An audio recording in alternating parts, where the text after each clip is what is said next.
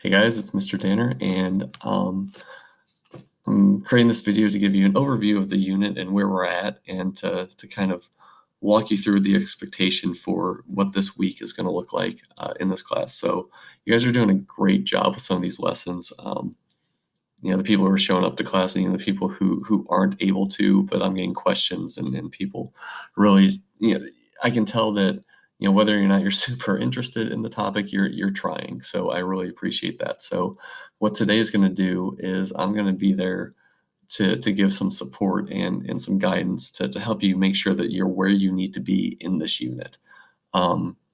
Because what we're going to do just this week is kind of like catch up and stop and just reflect on like this idea of like, does trade make people better off? So that's going to be a big focus on Thursday in class, but I want to walk through like where we're at in the unit just really quickly.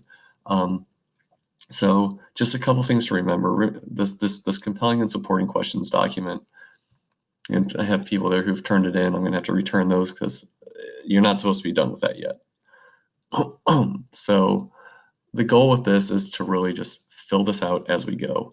And so we've kind of looked at, and I slightly changed the wording, but we definitely looked at the economic needs. You guys should have stuff in that file here.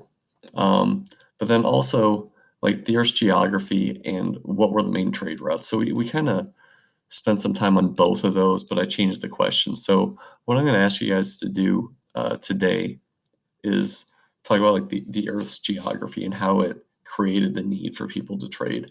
But what I want to do is just, I'm not going to give you anything new except for I'm going to give you a couple new sources, but nothing to really do with them other than look at them and use them to help with this.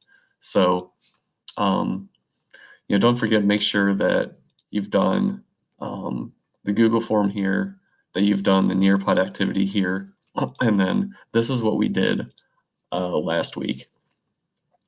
And you're going to be just basically going through this to determine like Earth's geography.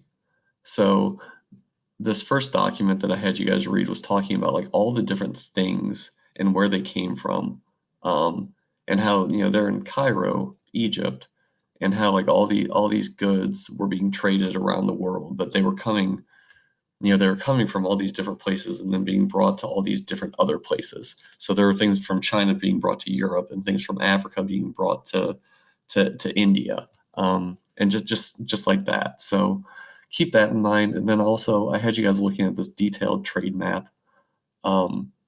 And remember, I was asking you guys to really think about like the geographic features that affected like where people went and how and why they went to these places.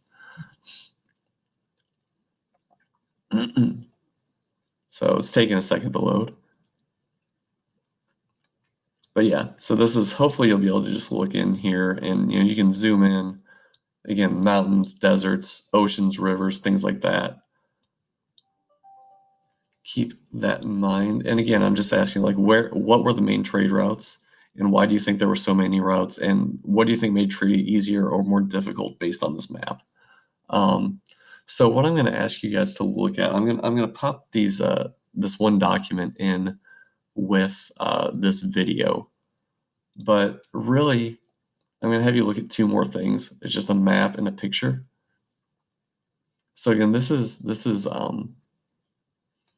Africa, and these are like different empires. These are like just different like civilizations throughout the history of Africa over the centuries, and like where they sprang up. And so I have these two maps. Here's like where the empires were, and then here is kind of like a geographic map of Africa. That's how, here's some deserts, here's rivers, gold mines, more rivers. And I want you to look at this. Like here's a bunch of civilizations. Look on the east side right here, and this is the Nile River.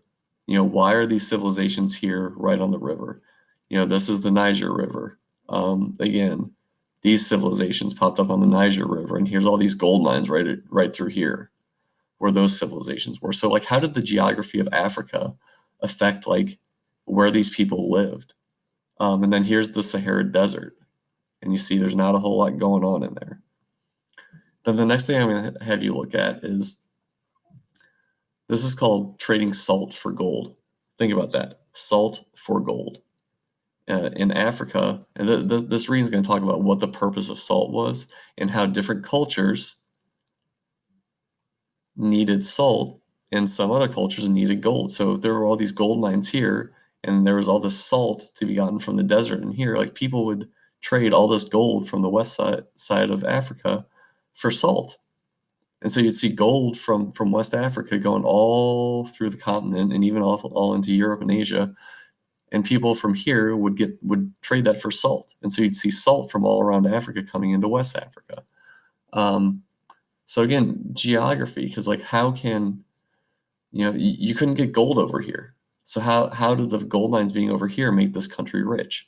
So keep that in mind because again, I'm just going to ask you like how did the Earth's geography affect trade and affect how people trade, where they traveled, and what they traded?